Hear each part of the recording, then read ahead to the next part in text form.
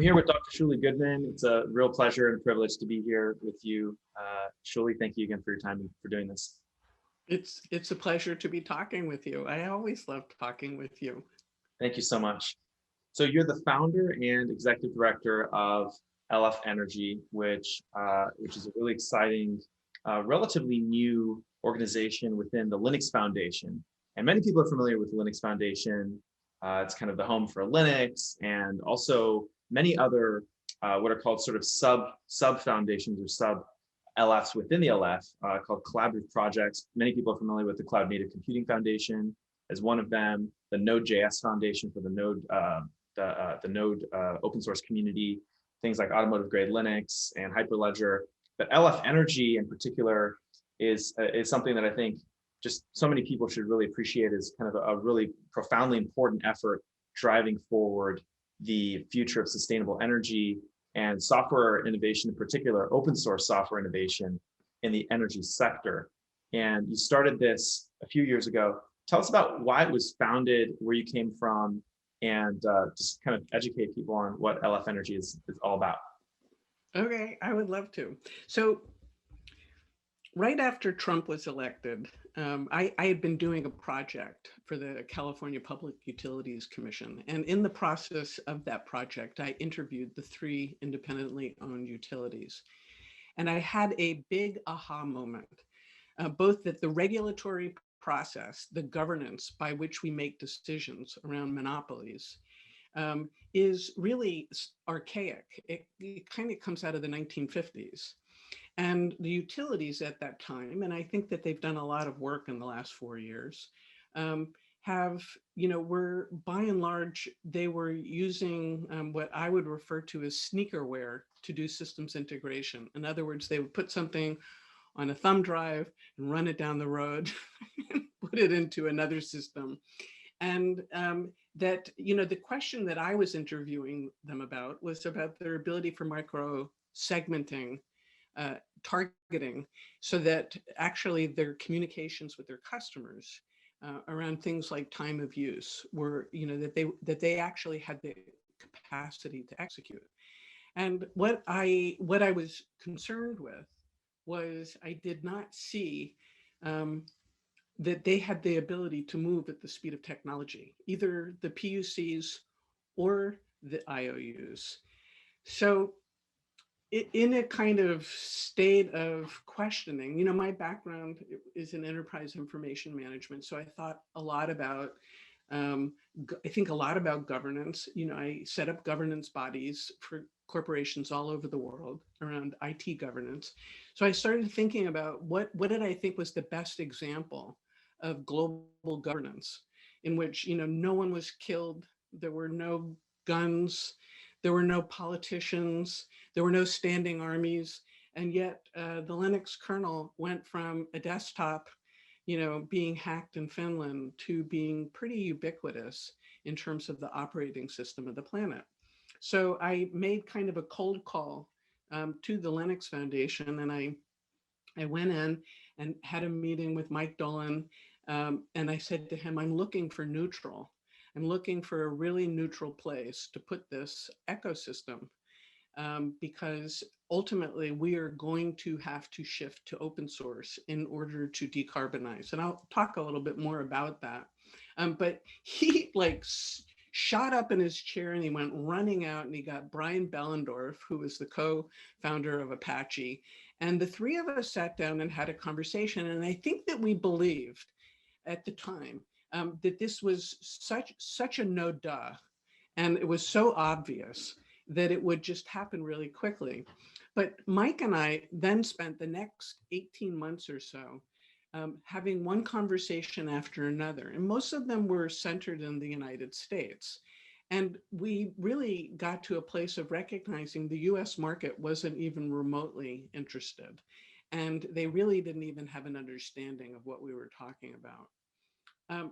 Shortly after that, all of a sudden I get an email from RTE, which is the French transmission system operator. And RTE had made an internal decision that they were going to move all of their, as much of their IT and OT as possible to open source. And they really wanted to understand, is the Linux Foundation the kind of place that that they could, that could, is this the place they wanted to make their bet? And, so we had several very interesting conversations where I really didn't understand quite where they were coming from, but I thought these guys have really done their homework. So they brought me over to Paris. I walk into a meeting in which they have 250 of their vendors, and their CEO is telling them, we're moving to open source, get ready. At which point, for about a year, they funded me to go around and build the ecosystem. And so the roots of LF Energy really are in Europe. And, and so it was with the transmission system operators and various different vendors. And we began, our governance did not start, our governance started about 19 months ago. So in that way, even though I had been building this for 4 years, our governance really only started about 19 months ago. And I think that when you talk about the Linux Foundation, makes it work is governance. Um, so that's basically how it started. That's really amazing. And I mean, I think what people immediately sort of associate with Linux is software, open source software. But it strikes me that a lot of the incredible innovation we need in energy is sort of the combination of software and hardware. So is LF Energy really just kind of stewarding and building an ecosystem of open source software projects and solutions to sort of drive this energy movement forward in a sustainable and open source driven way, or are you also including open source hardware as part of LF Energy? I absolutely think that we could do any of those things. And so the way that I would answer the underlying question of what you're asking is, I look at the evolution of LF Energy with regards to the diffusion of technology. And the truth is that energy itself is like, it's really like a log jam. And that, with a log jam, there's no delicate way to pick it apart. It's not like you go in and you pick a log out and another log out. The way that you move a log jam is with dynamite. And, it's taken me a number of years to get used to the idea that really what my role is to keep throwing dynamite to blow the log jam up, because it's really stuck. And in that way, it makes it really difficult for entrepreneurs to break in. And so you have big companies, big OEMs, and so you can be a supplier to a big OEM, but it's very hard to get the marketplace moving because there are regulatory constrictions. The utilities are highly regulated, and so yes, technology, open source technology is obvious. And what I like to say is that we are preparing ourselves to be the ground zero for the open source parts of the energy transition. And Denmark, who is probably the most decarbonized economy on the planet. I mean, you could argue that Norway is, and the Nordics, that are highly, hydro is at the core of their economic engines. But Denmark has really done a lot of work, and they came out this year and basically said 80%, or I'm sorry, 50% of the effort of decarbonization is going to be digital. In other words, part of what we're doing is, it's not just the brute strength of building better windmills or building more energy conductive PVs, or technology evolutions in batteries. It's going to be that we're moving from electrons that were coming from a very rich source, which was fossil fuel, and that you could waste electrons. So for all of time, we have probably wasted anywhere from 50 to 60% of all of the electrons generated. And if you look at coal, it's higher. If you look at natural gas, it's a bit lower. But what you're talking about is actually the wasting of a lot of the thing that we are burning to get electrons. So that kind of optimization is a central part of the energy transition, is building generation that is optimized for not losing electrons. But then you get to the problem of how do you network those electrons? And there's no real physical way that you network electrons because they are a physical thing. In other words, it's not like a bit or a byte or a packet. An electron is a physical thing. And so, but what we are able to do is network the metadata about an electron, and that gives us the flexibility to orchestrate those electrons, if that makes sense. It totally makes sense. I think that's a great segue to get into what does this landscape look like. So the first time, and just maybe to prime people on the amazing ecosystem that they're about to really witness, and kind of how you've structured this. I was blown away at how expansive, multidimensional, and intricate this ecosystem really is, and how you're sort of systematically going about filling the gaps, encouraging open source innovation, and bringing everyone to sort of come together to think about cohesively how all these parts kind of interact. So could you sort of share, I know you have a few slides, what does this Oh, ecosystem well, really look like, and how is it coming together so far? so on my way to doing that, I'm going to do one thing just before that. So my background was in enterprise information management, but I made a decision to go get a PhD, and the PhD was in the adoption and diffusion of innovation. So when I initially started looking at starting LF Energy, I thought we were going to actually be much more out at the edge. In other words, we were going to be looking at homes and drivers and devices and all of the stuff out at the edge. What I discovered is that the fragmentation is so great out there that it's very difficult to actually plant the seed of innovation that can transform an entire industry, because we have to. We have to transform this from the top to the bottom. Inertia is the dominant paradigm that has balanced supply and demand in a fossil fuel rich electron environment.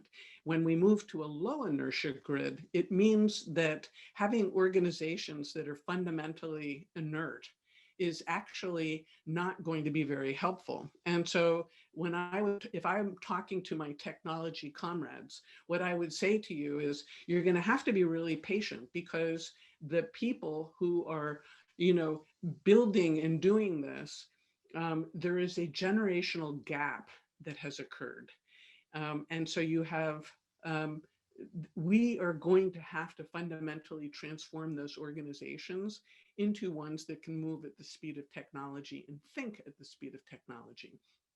Now, at the other extreme on the gap from the edge are transmission system operators.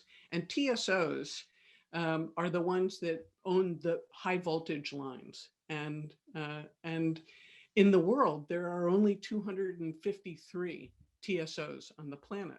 So from a diffusion perspective, if you actually had 16% of that set of those 250, you would have the ability, it's less than 50, you'd have a finite set that if you flip them, in other words, if you fundamentally shifted their organization from being a high inertia environment into a low inertia environment where they're moving at the speed of technology, you have the ability to actually transform the entire energy ecosystem. So that is what I learned by working with the transmission system operators from Europe. So last summer, I hope this is the right, yeah. Last summer, I was working with a group of engineers, and they came together and made a decision that they wanted to. They took. If you look at the languaging in this, it is very similar to the languaging in CNCF, in the Cloud Native Computing Foundation, where they're talking about that that what they want to be able to do is create a fit for the future grid, and that they want to be able to do this so that engineers do not have to toil so hard in order to make changes in a fast moving environment. And I would argue we have 10 years, that's it. We don't do this in the next 10 years, it is going to make everything incrementally more difficult. So they got together, and what they did was, because I kept saying to them, well, give me a stack, show me what the stack looks like. But what they were saying is, no, the grid is too big. It's the largest machine on the planet. And so what they did was they came up with what I refer to as they refer to it as the 5 main blocks of the functional architecture. I would refer to it as these are the 5 facets of the taxonomy or the mental model that is going to govern the grid of the future. And what I would say to entrepreneurs is study this, and you will begin to find the route to building new commercial wealth, because these are the problems that have to be solved. So it starts here, it goes down the next level down. These are the big buckets. And, I think that, if you're an entrepreneur, you're starting somewhere, you don't want to try and take this whole thing on. You want to pick a point where you actually think that you have an entry into something, and you want to do it, logically, you want to do it in an ecosystem that is going to help scale, because the value that you're providing is going to enable the operators, the system operators, the network operators to do their work. So this is the next level down. And this summer, we went through this with transmission, distribution, generation, aggregation, and behind the meter. So this is a relatively harmonized view of the grid of the future. And, we also, because it sits inside of LF Energy, we are putting governance around it so that we actually have the ability to change it, and that there are very clear principles that actually govern how we manage this in the future. And, I think I would look at this link, this is available. It's on our website. Please go take a look and participate. We want feedback. There's also at the very end of this document is an Excel document, a spreadsheet that actually has all of the names, the definitions, etc. But this is a communication ecosystem that is what will be composed, whether it's microgrids or national grids or mini grids or orchestrating microgrids or flexibility services. This is the palette, and it's complex, but it's actually relatively finite. And I think that from a diffusion perspective, that's the thing that we always have to be looking for is, can we put guardrails on this? Because it is really, truly one of the largest endeavors this planet will have ever undertaken. So these are our 9 projects. We have a 10th one that's launching next week. And we are about to bring on another 2 by the end of the year. So by the end of the year, we will, I think, have 12, maybe 13 projects. And this is where they sit in kind of, this is where they sit in that landscape. And so you have OpenE meter that is really looking at how do you compensate for energy efficiency. You have Possible, which is really about power system calculation. We have a new project, Swanyo, that I said, was accepted. The logo hasn't been decided, but that should be done by the end of the week. And then we're bringing in a microgrid from Sony. They just did a press release today. And then we have multi-protocol gateway that is a collaboration with LF Edge and Fledge. We have a supply chain digital bill of materials, which is a DLT that will be used actually for being able to manage the public and private channels for which hardware and software move through the energy ecosystem. And the rest of these with logos are our projects. And there's lots of great videos you can see about them. If you go to the website, you can go right to the project, get the code, look at the ecosystem. Many of them have videos and also share their roadmap. So I'm going to stop there. Maybe one more thing, which is, on top of, underneath all of our projects are what we refer to as the LF Energy frameworks. Because what we want to do is we want to get things moving quickly and we want to enable interoperability. So the functional architecture is like the framework for how you think about the grid of the future. The data architecture is how you manage the interoperability. Distributed computing is probably the essential enabler of distributed energy. And then it all has to sit within a security framework that ensures both the physical and the cybersecurity of assets that are going to be composing, the billions of assets that are going to be hanging off the grid, either as loads or resources within the next 10 years. Wow, I'm just blown away at the amount of innovation and really the overall vision for kind of bringing together all of this technology and driving the industry forward with open source.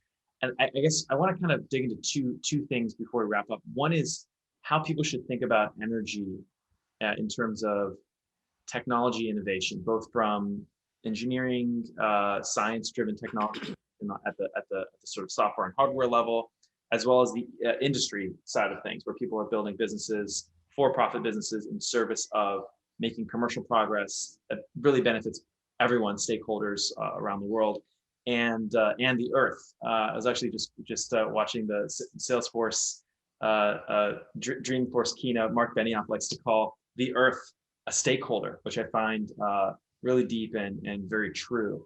So how do you think about energy? Is it a category? Is it like a commercial category for startups, or is it a movement, or is it a sector? Like, it kind of help people think more clearly about what energy is really all about. Like what is this, and maybe help people connect, like startup founders, people interested in actually applying their life's energy and their time, their physical energy and their time to this area.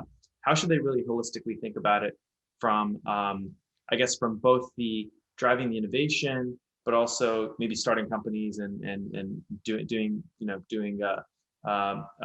business driven, capitalist driven efforts?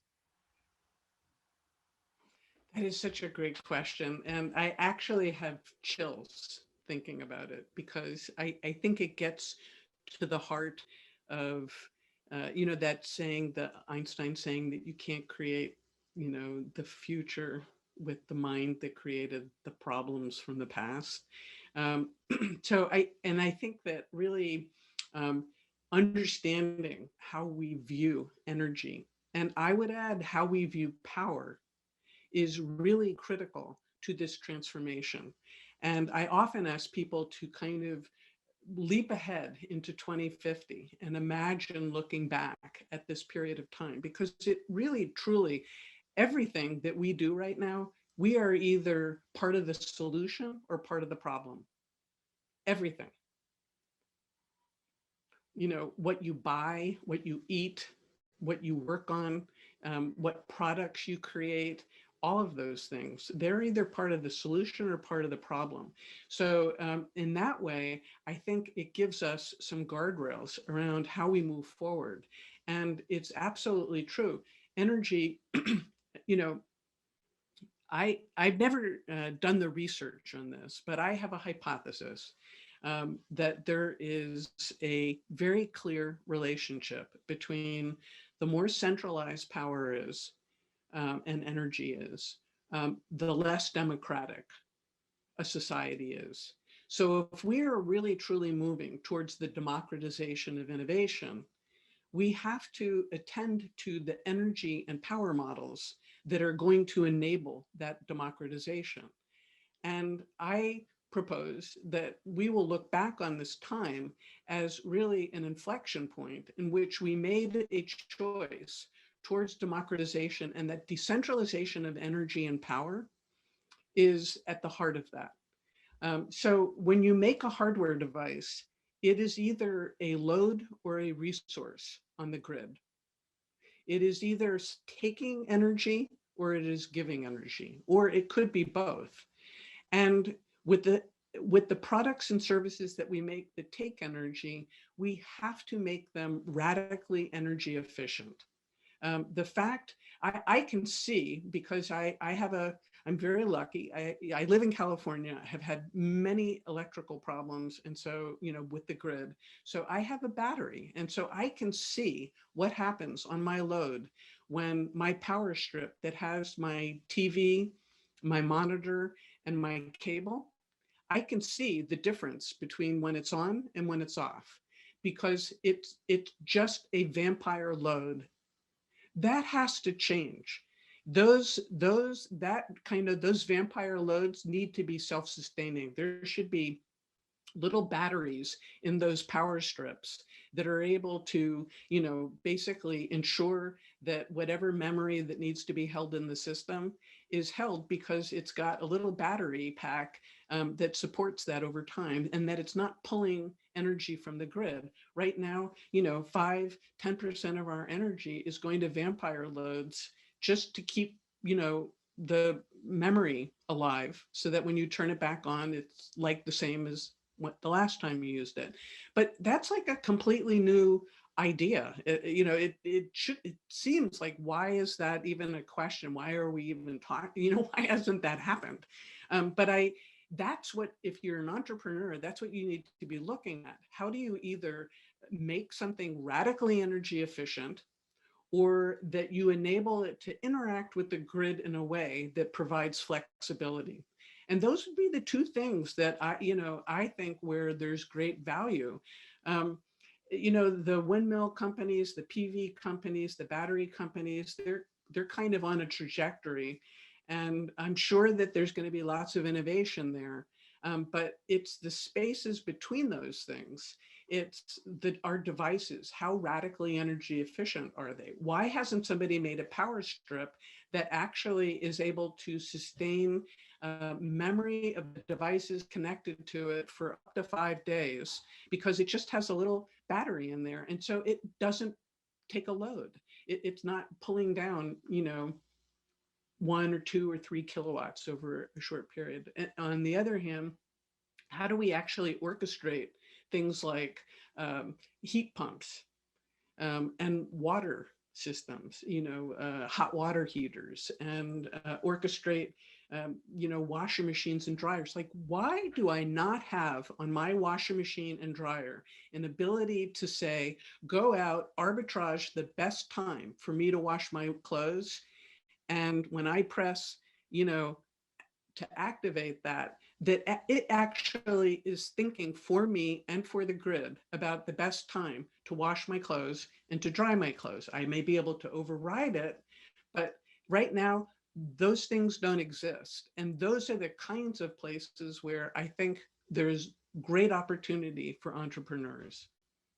That's really incredible, and I think you couldn't have inspired people more clearly about the incredibly inefficient state of the world in terms of measuring and understanding energy. And it kind of makes me think of the state of business processes when everything was paper based, and you had to literally write down all of the data about the company and the customers and transactions, financial services, everything.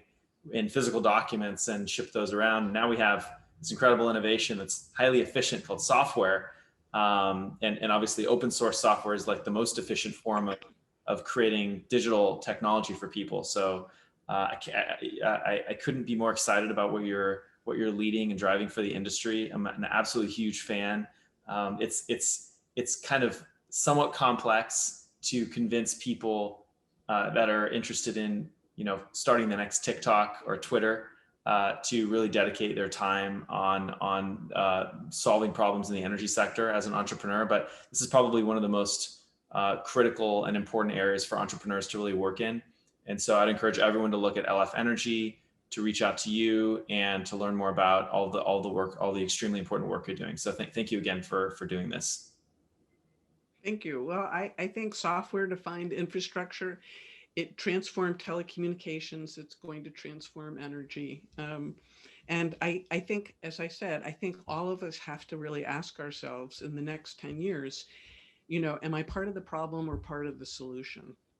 And I really invite people to live into this future. And while I can understand the despair, of looking at our circumstances, often I have had the experience of talking to a room full of people and basically had to say to them, I feel like I'm talking to fax machines. It's like, you guys didn't get the memo. It's like that, it's irrelevant. We need to blow this thing up and really begin to change at the speed of technology, by leading with our hearts. Because, is it that we can't make business cases based on profit at the expense of the planet? And I would say, no, we actually have to learn to make business cases that create profit, but support the planet and take that kind of global leadership. So I think we're living into really amazing times, and I have incredible hope. And if you're feeling the despair of the planet, totally understand it, mourn it, grieve it, live into it, but recognize on the other side, there's something that really wants to be born. And you're a part of that revolution. Thank you again for everything you're doing, Shuli. This was a huge honor, and I'm really excited to continue to follow all the progress. Absolutely. I can't wait for your conference. Thank you. Enjoy. Have a really great conference, everyone.